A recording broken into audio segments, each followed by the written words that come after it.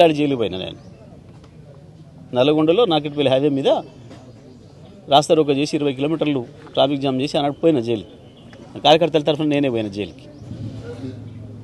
అడుగు తెలంగాణ ద్రోహి లగడపడినటోడు TRS party కార్యకర్తను కారు మీదకి ఎక్కించి కాలు ఇరగొట్టి చేస్తే మా కార్యకర్తలు ఆఫీస్ మీద దాడి చేసిన దాంట్లో ఆ కేసు నేను వేసుకొని జైలు పోయినా. నాకు అలవాటే. కానీ మీరు దొంగలు, మీరు ఎప్పటికైనా ఒక రోజుకి మీరు చేసిన దొంగతనాలకు జైలు పోతారు. వ్యాపార సంస్థల నుంచి బ్యాంకుల నుంచి లోన్లు తెచ్చి ఏదైతే 100 కోట్లు మాయ అని చెప్పేసి అని పౌడర్లు వేసుకొని తిరుగుతున్నారో ఎప్పటికైనా మీరు ప్రజల సొమ్ము తిన్న కేసుల్లో జైలు పోయేది మీరు మాత్రమే. వాడు అంటున్నాడు ఓ దిక్కు 20,000 కోట్లు తీసుకొని మమ్మల్ని మోసం చేసిపోయింది మీ సంగతి చెప్తాను అంటున్నట్టు వాళ్ళు కూడా.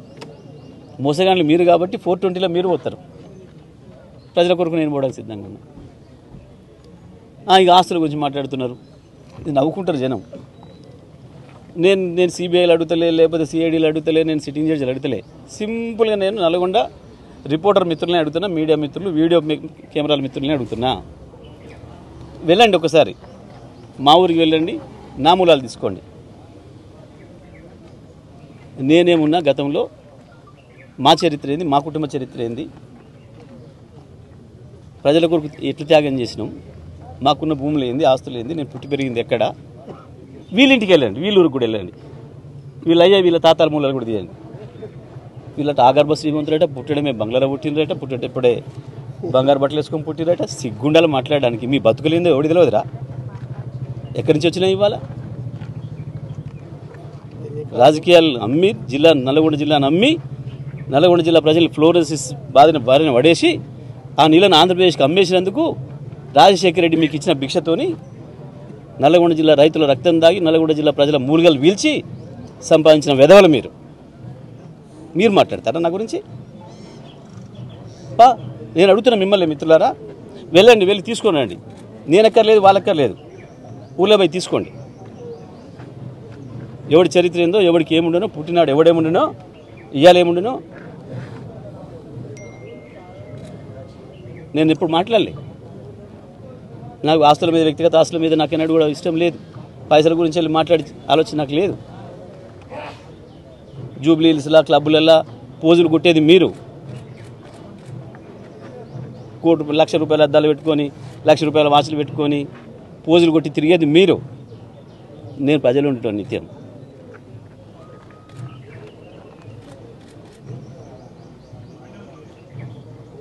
చెడి బతికిన ఎదవులు మీరు. అందుకని మీకు చెంపలు ఉబ్బాయి అల్పం ఎక్కువైంది మాట్లాడుతున్నారు ఊకే నా గురించి. నేను ఓపిక పడతా ఉన్నా. తీసి బయట పెడితే తిరగలేరు మీ ముఖాల కూరలలో. మీరు నా గురించి మాట్లాడతారా? వస్తుందా? దమ్ముందా? రండి, చలో పోదాం, మీరిద్దరు రండి, కలిసిపోదాం. మా ఊరికి పోదాం, మీ ఊరికి పోదాం. ఇదే రిపోర్టర్లు అందరినీ నెట్ట పెట్టుకొని పోదాం, ఇదే వీడియో కెమెరాలు తీసుకొని పోదాం. మీ బతుకులేందో నా బతుకేందో తెలుస్తుంది. నేను మీకు నిజంగా విజ్ఞప్తి చేస్తున్నా. ఇన్నిసార్లు మాట్లాడుతున్నారు ఈ వెధవలు. ఒక్కసారి మీరే పోయి స్వయంగా తీసుకొని రండి, మా ఊళ్ళలో ఇవ్వండి, మా ఆబ్సెన్సీలో ఇవ్వండి, తీసుకొని రండి. రెవెన్యూ రికార్డులు కూడా తీయండి. ఈ ఎదవలకున్న భూములు ఎంతో, వీళ్ళకున్న ఆస్తులు ఎంతో, వీళ్ళు పుట్టినాడు వీళ్ళు ఏందో, వీళ్ళ బతికేందో, నేనేందో. నాకు ఇప్పుడు కూడా పర్సనలైజ్ చేసుకోవడం మాట్లాడడం ఇష్టం లేదు కాబట్టి చేసుకోలేను నేను నా జీవితంలో. నాకు అవసరం లేదు అటువంటి అన్న భావంతో ఉన్నాను నేను 25 ఏళ్ళుగా. అయినా పదే గోబెల్స్ సిగ్గుపడతాడు మిమ్మల్ని చూసి. గోబెల్స్ సిగ్గుపడతాడు. అరే ఇటువంటి వాటిని కూడా నిజాలుగా ప్రజలను ఒప్పియొచ్చా? ఇక్కడ అబద్ధాన్ని నిజం చేసడానికి ప్రయత్నం చేసిన మొట్టమొదటి వ్యక్తి ప్రపంచంలో గోబెల్స్. అందుకే మనం గోబెల్స్ ప్రచారం అంటాం. కానీ వీళ్ళు గోబెల్సే బాధపడేటట్టు గోబెల్స్ రికార్డును బద్దలు కొట్టిన వాళ్ళు వీళ్ళిద్దరు. ఎవరిని తిడుతురో వాని కళ్ళముకెట్టోళ్ళు మీరు.